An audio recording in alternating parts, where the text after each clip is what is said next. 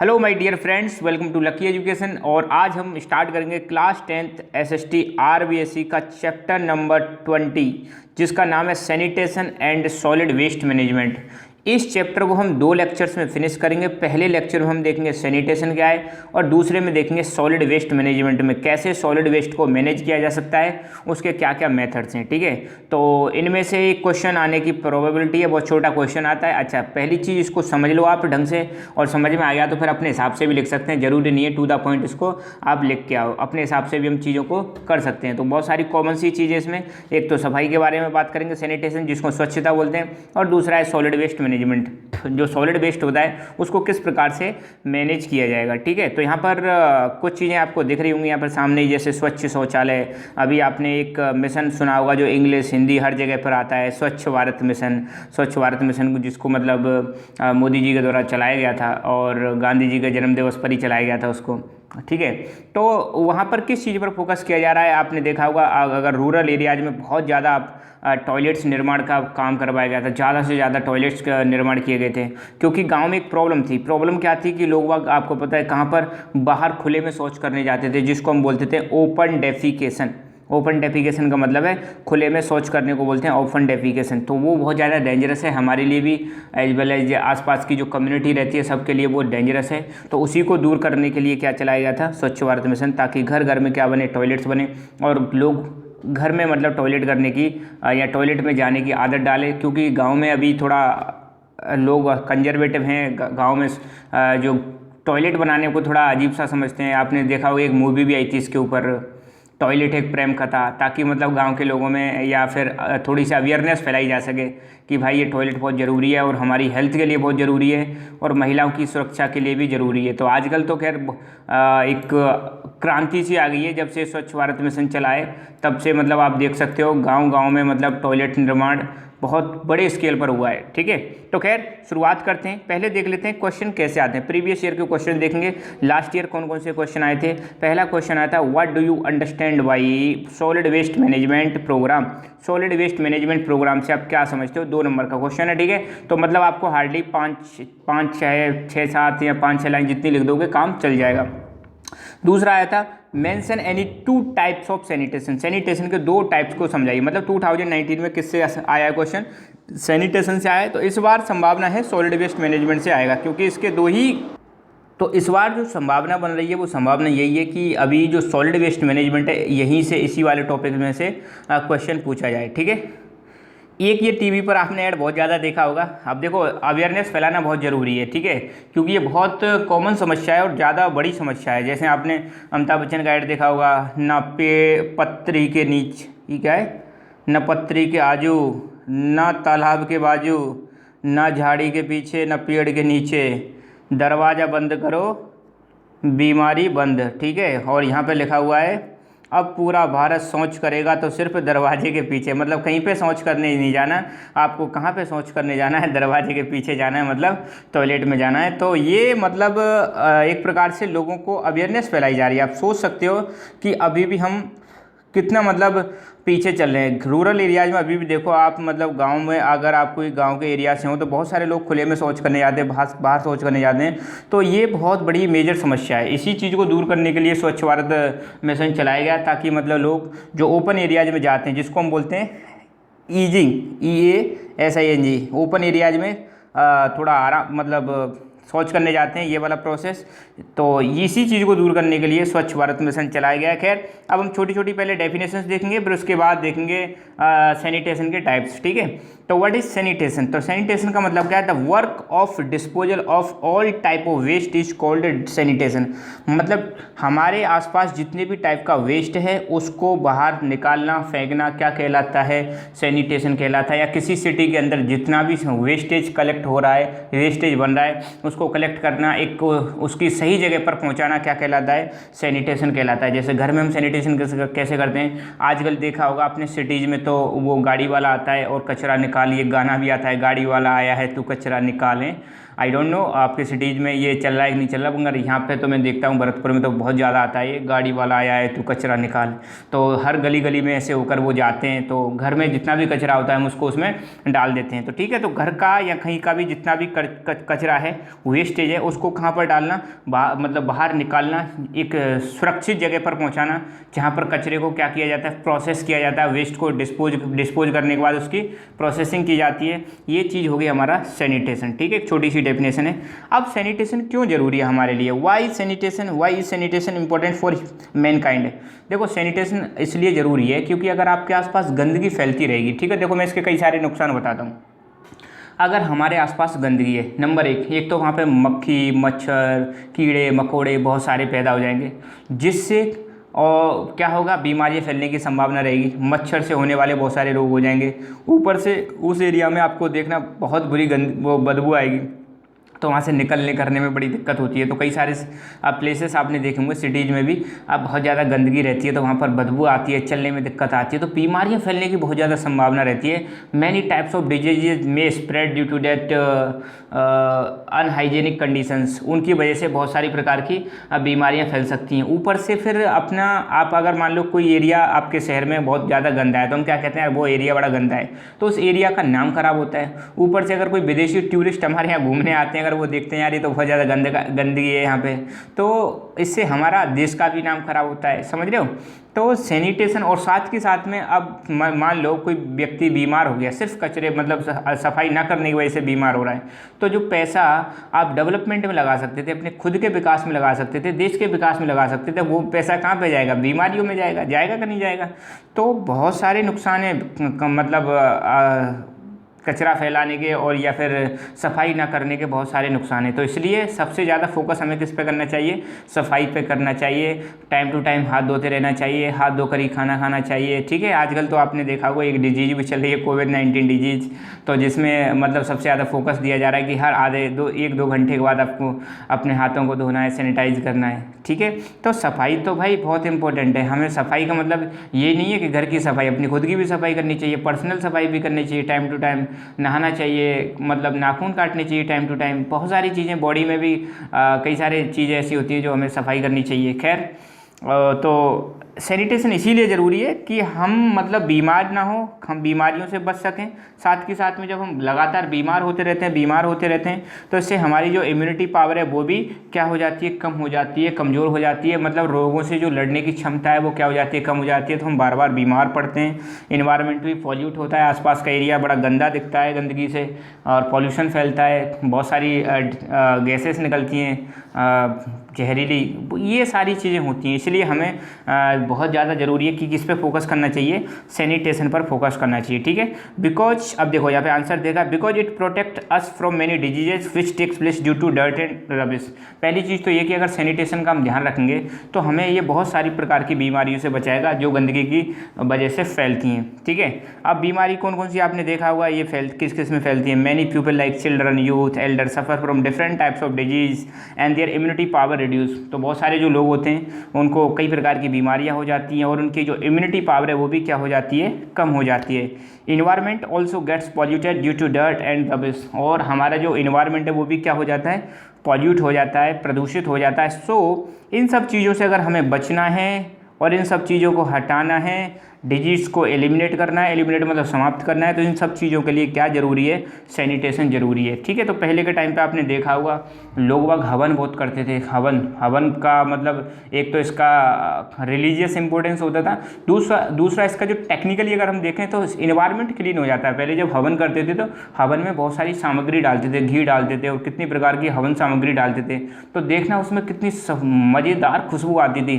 हवन में से जो मतलब धुआं निकलता था वो पूरे के पूरे इन्वायरमेंट को क्या कर देता था, क्लीन कर देता था। खैर आज की डेट में तो हवन का इंपॉर्टेंस बहुत कम हो गया, लोग वक्त ध्यान ही नहीं देते, मगर वाकई में हवन बहुत अच्छी चीज़ है। घर में भी आपने देखा होगा जो अपने दादा दादी बूढ़े बड़े पहले ज़माने के जो लोग हैं वो अभी भी घर में धूप लेके और धूप को चारों तरफ घुमाते हैं। धूप एक हवन सामग्री होती है, उसको अग्नि पर रख कर घुमाते हैं चारों पूरे घर में, तो घर भी क्या हो जाता है, उससे सैनिटाइज हो जाता है। खैर when was the education regarding sanitation provided, ये सैनिटेशन स्वच्छता से संबंधित एजुकेशन कब दी जाती थी। देखो स्वच्छता हमारे इंडियन कल्चर का पार्ट रहा है, हमारा जो भारत का कल्चर है वो ऐसा नहीं है कि स्वच्छता पर हम आज से ही फोकस कर रहे हैं, हम मतलब एंशियंट टाइम से इस पर फोकस करते आते हैं। पहले जब यज्ञ सेरेमनी होती थी, यज्ञ जब होता था तो यज्ञ के बाद जो स्टूडेंट होते थे उनको क्या दी जाती थी, सैनिटेशन से संबंधित एजुकेशन दी जाती थी। Densely populated region suffer from one problem, what is it. अब देखो दो प्रकार के क्षेत्र होते हैं, एक होते हैं स्केर्सली पॉपुलेटेड और दूसरे होते हैं डेंसली पॉपुलेटेड।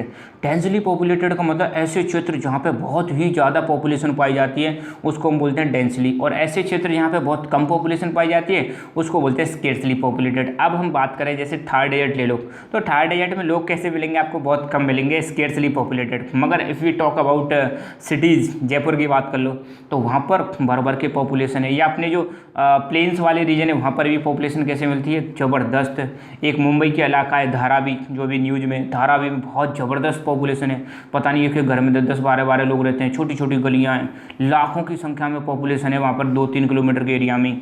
ठीक है, तो डेंसली पॉपुलेटेड एरिया में सबसे बड़ी जो प्रॉब्लम होती है वो कौन सी होती है, वो होती है डर्ट और रबिश का होना, गंदगी का फैलना। अब देखो छोटे छोटे एरिया हैं तो वहाँ पे सफाई करने में भी थोड़ी दिक्कत आती है, और छोटे एरिया में जो डेंसली पॉपुलेटेड एरिया है वहाँ पे सफाई में बड़ी दिक्कत आती है। अब डेंसली पॉपुलेटेड एरिया का मतलब ये है कि पॉपुलेशन बहुत ज़्यादा है, और सोचो घर में जितनी ज़्यादा पॉपुलेशन या शहर में जितनी ज़्यादा पॉपुलेशन उतनी ही ज़्यादा क्या प्रोड्यूस होगी, गंदगी प्रोड्यूस होगी, डर्ट प्रोड्यूस होगी, रबिश प्रोड्यूस होगी। सिंपल है।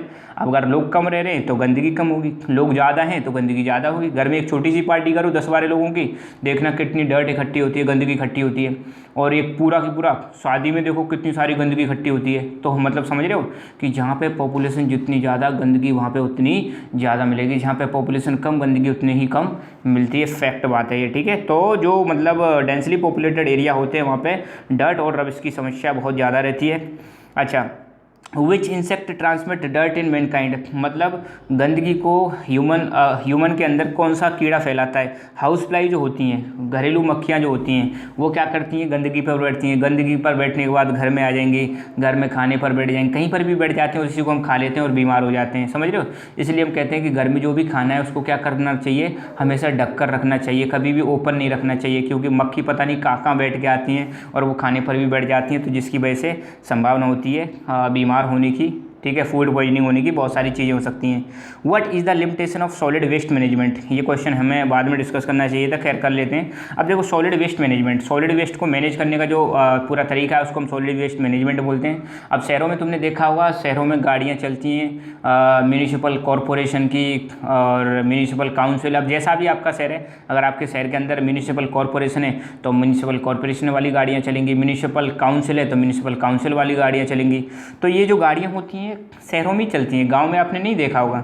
तो सॉलिड वेस्ट मैनेजमेंट का सबसे बड़ी लिमिटेशन ये है कि ये सिटीज़ तक ही लिमिटेड है, रूरल एरियाज में नहीं है। गांव में आप भी देखना, गांव में ऐसा कुछ नहीं है, कोई गाड़ी वाड़ी नहीं आती, ये सिर्फ शहरों में ही है। और गांव में इतनी ज़्यादा दिक्कत भी नहीं है, ज़्यादा मैं बताऊँ, शहरों में तो खैर बहुत ज़्यादा दिक्कत है। गाँव में तो आपने देखा होगा वहाँ पर एक ट्रेडिशनल तरीका रहता है, घर का जितना भी कचरा है उसको घर से बाहर, मतलब गाँव के बाहर वो कुछ एक एरिया होता है जहाँ पर इकट्ठा करके डालते रहते हैं और डालते रहते हैं। गाय भैंस का गोबर जो होता है उसको भी वहीं डाल देते हैं, और यही क्या बन जाता है, एक मैन्योर बन जाता है, खाद बन जाता है, जिसको 1-2 साल बाद अपने खेतों में डाल देते हैं, तो वो एक फर्टिलाइजर की तरह काम करता है। मगर यहाँ तो ऐसा कुछ है नहीं सिटीज़ में, ठीक है। तो सॉलिड वेस्ट मैनेजमेंट की एक लिमिटेशन ये है कि ये सिटीज़ तक ही लिमिटेड है। What is domestic waste, domestic waste क्या होता है।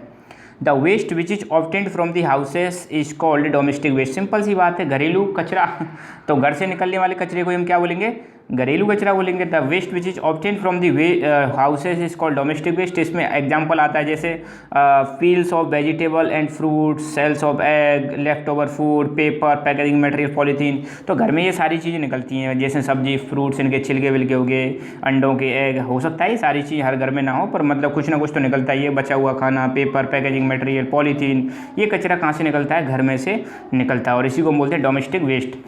दूसरा है what is hazardous waste. Hazardous waste कैसा होता है, ऐसा वेस्ट जिससे हमें खतरा हो सकता है, मतलब हमारे लिए बहुत ज़्यादा डेंजरस हो सकता है, उसको हम क्या बोलेंगे, हैजार्डस वेस्ट बोलेंगे। तो the chemical waste, radioactive waste and waste from hospitals is included in hazardous waste. ये बहुत ज़्यादा डेंजरस होता है, ठीक है। एक तो केमिकल वेस्ट जो फैक्ट्रीज में से निकलता है, रेडियो एक्टिव वेस्ट जो न्यूक्लियर पावर प्लांट और इन सारी चीज़ों से निकलता है, या और एक है हॉस्पिटल से निकलने वाला वेस्ट, ये होता है हैजार्डस वेस्ट। कंपोस्ट क्या होता है, ठीक है। कंपोस्ट तो मैन्यूर जानते हो, देखो दो चीज़ होती हैं, एक होता है मैन्यूर और एक होता है फर्टिलाइज़र। तो फर्टिलाइज़र तो ये दोनों ही चीज़ें ऐसी होती हैं जिनको अगर हम एग्रीकल्चर में अगर यूज करें तो एग्रीकल्चर की जो प्रोडक्टिविटी है वो बढ़ जाती है, ठीक है। तो फर्टिलाइज़र फैक्ट्रीज में तैयार किया जाता है और मैन्यूर जो होते हैं उसको फील्ड में तैयार किया जाता है, खेतों में तैयार किया जाता है गाँव में, ठीक है। तो manure which is obtaining from या obtain from decomposition of various plant trees crops, it is called compost. तो गाँव में तुम देखना जितने भी प्लांट्स जो मतलब अब जैसे प्लांट ट्री या क्रॉप्स, अब कुछ मतलब कचरा वचरा जो होता है ना प्लांट्स का, अब जैसे पत्ती बत्ती गिर जाती हैं या फसल का जितना भी कचरा होता है तो उसको एक जगह पर इकट्ठा कर देते हैं, डाल देते हैं, और साथ के साथ उसमें गाय भैंस का गोबर भी डालते रहते हैं। तो ये फिर मतलब डीकम्पोज होता रहता है, ब्रेक होता रहता है, या फिर हम वैसे कहूँ मैं टेक्निकली ये सड़ता रहेगा। फिर इसके बाद ये धीरे धीरे क्या बन जाता है, खाद बन जाता है, और इसमें लगता है 1 साल 2 साल ऐसे मतलब टाइम लगता है, और फिर यही क्या बन जाता है, खाद बन जाता है, जिसको मैन्योर बोलते हैं, ठीक है। तो ये जो मैन्योर मिलेगा इसी को हम क्या बोलेंगे, कंपोस्ट बोलेंगे। और कैसे बनता है ये, जितना भी वेस्ट है, एग्रीकल्चर वेस्ट और घरेलू डोमेस्टिक वेस्ट जो है उसके डीकम्पोजिशन के दौरान बनेगा। Explain the meaning of sanitation according to WHO। WHO क्या है, वर्ल्ड हेल्थ ऑर्गेनाइजेशन। तो वर्ल्ड हेल्थ ऑर्गेनाइजेशन के अनुसार सैनिटेशन क्या है, ठीक है। तो वर्ल्ड हेल्थ ऑर्गेनाइजेशन क्या कहता है सैनिटेशन के बारे में, तो वो WHO has defined sanitation in different forms. WHO ने सैनिटेशन को कई सारे फॉर्म्स में इसको डिफाइन किया। कह रहे हैं कि बहुत सारे रूप हैं सैनिटेशन के, जैसे ये कह रही है peoples should themselves arrange resources and measure to keep toilets and polluted water clean. ये कह रहे हैं कि लोगों को अपने टॉयलेट्स, पॉल्यूटेड वाटर, इन सब चीज़ों को क्लीन करने के लिए खुद ही इंतजाम करने पड़ेंगे, रिसोर्सेज का इंतजाम खुद ही करना पड़ेगा, जो भी उपाय करने खुद ही करने पड़ेंगे, दूसरों पर डिपेंड नहीं रहना है। तो बहुत सारी चीज़ें ऐसी हैं जिस पर हम हर बार सरकार पर डिपेंड नहीं रह सकते, तो खुद ही क्या करना है, अरेंज करना है।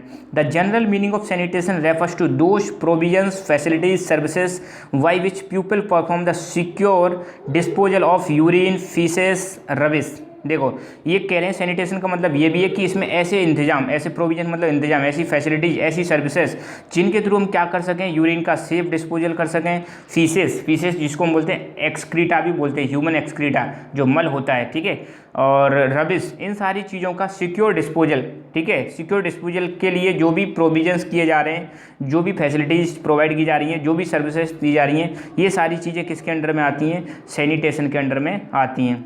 और भी कुछ है सैनिटेशन के अंदर, और भी उपाय बताए गए हैं WHO के अनुसार, जैसे safe collection, storage and disposal of human faeces and rubbish, ठीक है। ह्यूमन फीसेस मतलब वही मल जो हम मतलब शौचालय में जाते हैं, त्याग के आते हैं, उसी को फीसेस बोलते हैं। तो ये जो ह्यूमन फीसेस है इसका safe collection, storage and disposal ये भी किसके अंडर में आता है, सैनिटेशन के अंदर में।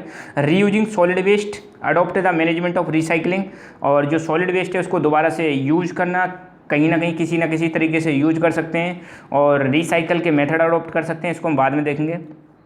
Collection and disposal of management of domestic waste, industrial waste and hazardous waste, और जितना भी वेस्ट प्रोड्यूस हो रहा है, चाहे वो डोमेस्टिक लेवल पर हो, चाहे इंडस्ट्रियल लेवल पर हो या फिर हैजार्डस वेस्ट हो, इसका कलेक्ट करना और सेफ डिस्पोजल करना। कलेक्ट करने के बाद इसको सही जगह पर पहुंचाना, ये भी किसका सैनिटेशन के अंदर, ये भी सैनिटेशन के अंदर ही आता है और सैनिटेशन का पार्ट है। तो ये सारी चीज़ें, जितनी भी चीज़ें बताई गई यहाँ पे, ये सब सैनिटेशन का क्या है, पार्ट है, ठीक है।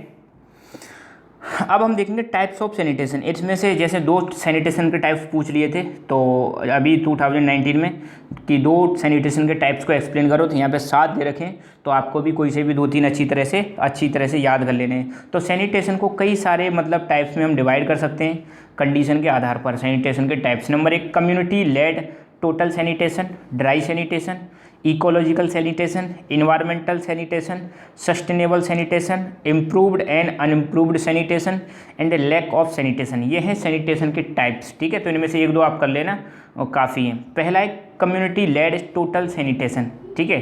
तो कम्युनिटी लेड टोटल सैनिटेशन जो है, पहली बात तो ये किससे संबंधित है, ये है it is related with the common and insensible habit of easing and urinating performed by rural people in open areas. ठीक है, अब यूरिनेशन तो आप जानते ही हैं, टॉयलेट निकालना। ठीक है, और ईजिंग का मतलब है जो मतलब बाहर जाते हैं ना शौचालय में जो निकाल के आते हैं, उसको भी हम क्या बोलते हैं, ईजिंग। तो ईजिंग और यूनिट, अब देखो ये पहली बात तो किससे संबंधित है, गांव के जो एरिया होते हैं, रूरल जो एरियाज होते हैं, आज भी कई सारी जगह पे क्या चीज़ देखी जा रही है कि लोग वहाँ खुले में शौच करने जा रहे हैं, खुले में मतलब टॉयलेट करते हैं। ये सबसे बड़ी समस्या है। तो ये उसी से संबंधित है, कम्युनिटी लेड टोटल सैनिटेशन। अब इसमें किस चीज़ पर फोकस किया जाता है, इसमें इस चीज़ पर फोकस किया जाता है, CLTS मतलब community led total sanitation aims to inform people about various schemes of government to prevent them from eating and urinating in open areas। इसका पर्पज़ ये है कि सरकार द्वारा जितनी भी स्कीम्स चलाई जा रही हैं ताकि लोगों को खुले में शौच करने से, खुले में मतलब यूरिन करने से रोका जा सके, उन स्कीम्स के बारे में लोगों को इन्फॉर्म करना, ये है कम्युनिटी लेड टोटल सैनिटेशन। ठीक है, तो आप देख सकते हो अभी भी गाँव में ऐसी टेंडेंसी है कि जैसे छोटे छोटे बच्चे होते हैं वो समझते हैं यार ये वो लेटरिन वेटरिन ये सारी चीज़ें जो बनाई गई हैं तो बड़ों के लिए बनाई गई हैं, हमारे लिए नहीं बनाई गई हैं। ठीक है, तो ये जस्ट दिखाने के लिए, तो ये तो टीवी पर भी दिखा रहे हैं, कॉमन अवेयरनेस प्रोग्राम है। दूसरा है ड्राई सैनिटेशन। तो ड्राई सैनिटेशन का मतलब क्या है, it refers to those additional effort made for making dry toilets and washing hands. तो इसमें दो चीज़ आती हैं, एक तो टॉयलेट्स को ड्राई रखना, सूखा रखना, और वॉशिंग हैंड, ये दोनों किस में आती है, ये आता है ड्राई सैनिटेशन में। तीसरा है इकोलॉजिकल सैनिटेशन। तो इकोलॉजिकल सैनिटेशन जो है इसके मतलब देख लेते हैं, it refers to intense relationship between agriculture measures and cleanliness. यहाँ पर मतलब स्वच्छता और एग्रीकल्चर में जो मेजर्स लिए जाते हैं उससे संबंधित है कि एग्रीकल्चर में भी कैसे हम मतलब सैनिटेशन का ख्याल रख सकते हैं। जैसे एग्रीकल्चर में एक चीज़ समझाता हूँ आपको, आज की डेट में हम क्या कर रहे हैं, ज़्यादा प्रोडक्शन करने के लिए खेतों में भी बहुत ज़्यादा फर्टिलाइजर्स का इस्तेमाल कर रहे हैं। तो जो फर्टिलाइजर्स हैं ना वो बहुत ज़्यादा डेंजरस हैं। क्यों डेंजरस हैं, नंबर एक तो वो धीरे धीरे फसलों में भी चले आते हैं जिसको फिर हम कंज्यूम कर रहे हैं, जो अनाज है उसमें आ जाते हैं। दूसरा, अगर बरसात होती है और हमने फर्टिलाइजर खेत में डाल दिए तो वो फर्टिलाइजर्स बहकर धीरे बरसात के पानी के साथ बहकर कहाँ पर चले आते हैं, रिवर्स में चले जाएंगे। अब फर्टिलाइजर्स में क्या होता है, केमिकल्स होते हैं, अब रिवर्स में जाएंगे तो रिवर के वाटर को पॉल्यूट करेंगे और वो धीरे धीरे फिर अंडरग्राउंड वाटर में भी चले आते हैं, अंडरग्राउंड वाटर को भी पॉल्यूट करते हैं, वही पानी निकल के ऊपर आता है जब हम उसको यूज़ करते हैं। तो फर्टिलाइजर्स बहुत ज़्यादा डेंजरस हैं। तो यहाँ पर यही चीज़ कही जा रही है कि हम कैसे मतलब एग्रीकल्चर को क्या कर सकते हैं, एग्रीकल्चर में भी सैनिटाइज कर सकते हैं और एग्रीकल्चर में ऐसे तरीके यूज़ कर सकते हैं ताकि ज़्यादा से ज़्यादा हमें मतलब न्यूट्रिशनल फूड मिल सके। न्यूट्रिशनल फूड कब मिलेगा, जब हम मतलब मैन्यूर यूज़ करेंगे। आपको गांव में देखा होगा देसी खाद इस्तेमाल करते हैं जो गोबर वाला होता है वो डिकम्पोज करने के बाद, मगर आज की डेट में तो ज़्यादा प्रोडक्शन के लिए हम क्या यूज़ कर रहे हैं, फर्टिलाइजर्स, जो कि बहुत ही ज़्यादा डेंजरस हैं। ठीक है, तो यहाँ देखते हैं क्या लिखा हुआ है इसके बारे में। तो दो चीज़ों के बीच में ये रिलेशनशिप स्टेब्लिश करता है, agriculture measures and cleanliness. Ecological sanitation refers to secure recycling of additional resources. जितने भी एग्रीकल्चर में एडिशनल रिसोर्सेज को यूज कर रहे हैं उनको कैसे रिसाइकिल किया जा सके। Emphasis is laid on taking nutritional food and decreasing the use of non renewable resources in growing organic crops. ठीक है, तो ऑर्गेनिक क्रॉप्स कौन सी होती हैं, ऑर्गेनिक क्रॉप्स वो होती हैं जो बिना फर्टिलाइजर्स के उगाते हैं। फर्टिलाइजर वाली क्रॉप्स होती हैं उनको ऑर्गेनिक क्रॉप्स नहीं बोलते, जो बिल्कुल पूरी तरह से देसी होती हैं, कोई भी बाहर का आर्टिफिशियल चीज़ें उसमें यूज नहीं करते, जैसे फर्टिलाइजर सीटी से यूज नहीं करते, उनको हम ऑर्गेनिक क्रॉप्स बोलते हैं। तो इसमें यह भी एम्फेसिस दिया जाता है कि लोग ज़्यादा से ज़्यादा कैसा खाना लें, न्यूट्रिशनल फूड लें जिसमें बहुत सारे न्यूट्रिएंट्स हों, और साथ के साथ में ऑर्गेनिक क्रॉप्स करने में जो नॉन रिन्यूएबल रिसोर्सेज को यूज कर रहे हैं उनको क्या करें, कम यूज करें। रिन्यूएबल कैसे रिसोर्स, अब देखो रिसोर्स दो प्रकार के होते हैं, रिन्यूएबल और नॉन रिन्यूएबल। रिन्यूएबल जो मतलब रिन्यू हो सकें, मतलब रिप्लेनिश हो सकें, कभी ख़त्म ना हो। नॉन रिन्यूएबल जो कभी भी ख़त्म हो सकते हैं और जिनकी क्वांटिटी भी कैसी है, लिमिटेड है, फ्यूचर में एग्जॉस्ट हो सकते हैं। तो ये कह रहे हैं कि ऑर्गेनिक खेती करने में, ऑर्गेनिक क्रॉप्स उगाने में नॉन रिन्यूएबल रिसोर्सेज को कम से कम इस्तेमाल करो। नेक्स्ट है इन्वायरमेंटल सैनिटेशन। इन्वायरमेंटल सैनिटेशन में इसमें कई सारी चीज़ें आती हैं। नंबर एक, solid waste management, water treatment, treatment of industrial waste, pollution control, ये सारी चीज़ें किस में आती हैं, इन्वायरमेंटल सैनिटेशन। कि आपको इन्वायरमेंट को भी क्या रखना है, क्लीन रखना है। कैसे रख सकते हो, सॉलिड वेस्ट, जितना भी सॉलिड वेस्ट हो रहा है उसको इकट्ठा करो, मैनेज करो, सही जगह पे डिस्पोजल करो उसका, ठीक है। और दूसरा वाटर ट्रीटमेंट, एनवायरनमेंट में जितना भी पानी है हमारे आसपास उस वाटर को क्या करो, ट्रीट करो। इंडस्ट्रियल वेस्ट निकल रहा है उसको भी ट्रीट करो। इसके लिए देखो आपने देखा होगा भारत सरकार ने कई सारे मिशन भी चला रखे हैं, जैसे गंगा रिवर है उसको पॉल्यूट कर दिया बहुत ज़्यादा, उसको सही करने के लिए नमामि गंगे, मिशन गंगा, क्लीन गंगा, ऐसे अभियान चला रखे हैं, ठीक है। और इंडस्ट्रीज़ पे भी सरकार ने लिमिटेशंस लगा रखी हैं कि अगर वो इंडस्ट्रियल वेस्ट को, जैसे अब इंडस्ट्री से क्या है केमिकल वाला वेस्ट निकलता है, अगर वो उसको बाहर बेचते हैं, अब सिंपल सी बात है इंडस्ट्रीज क्या करेंगे, जो वेस्टेज होगा उसको बाहर मतलब जो रिवर है आसपास के एरिया में क्या कर देते हैं, वो डिस्पोज कर देते हैं। तो इंडस्ट्रीज पर इन्होंने सरकार ने लिमिटेशन लगा रखी है कि आप जो फैक्ट्री का जो मतलब वेस्टेज है, जो केमिकल वेस्टेज है या जैसा भी पानी आ रहा है, उसको डायरेक्टली आप बाहर नहीं छोड़ोगे, उसको ट्रीट करने के बाद ही छोड़ोगे। ऐसे छोड़ देंगे तो फिर आसपास के एरिया में क्या फैलेगी, पॉल्यूशन, गंदगी, ये सारी चीज़ें फैल जाएंगी, ठीक है। तो इन सारी चीज़ों को किसके अंडर लिया गया है, इन्वायरमेंटल सैनिटेशन। नेक्स्ट है सस्टेनेबल सैनिटेशन, ठीक है। तो सस्टेनेबल सैनिटेशन का मतलब क्या है, तो पहली चीज़ सस्टेनेबल सैनिटेशन का मतलब it means all round sanitation, सारी चीज़ों पर इसमें ध्यान दिया जाता है। जितने भी सैनिटेशन हर चीज़ का मतलब फोकस किया जाता है इसमें। सैनिटेशन के जितने भी मतलब तरीके हैं सब पर फोकस किया जाता है। जैसे सैनिटेशन के लिए transport of method of transport क्या होंगे, कैसे मतलब जो वेस्ट है उसको ट्रीटमेंट किया जाएगा, कैसे उसको रीयूज कर सकते हैं, कैसे disposal of waste, faeces and urine, इनका डिस्पोजल कैसे किया जाएगा, पॉल्यूटेड वाटर को कैसे मतलब क्लीन किया जाएगा, सभी चीज़ों पर इस पर क्या किया जाता है, फोकस किया जाता है। तो ऑल राउंड जो सैनिटेशन है वो किसके अंदर आता है, सस्टेनेबल सैनिटेशन के अंदर आता है। इसमें सभी चीज़ों पर क्या किया जाता है, फोकस किया जाता है। नेक्स्ट है improved and unimproved sanitation. Improved and unimproved sanitation का मतलब क्या है, देखो पहली चीज़ तो ये है कि हमारी मतलब रूरल एरियाज में या फिर मतलब डोमेस्टिक लेवल पर एक बहुत पुरानी हैबिट है। क्या हैबिट है कि देखो it refers to control on as old habit of human defecating and urinating at domestic level.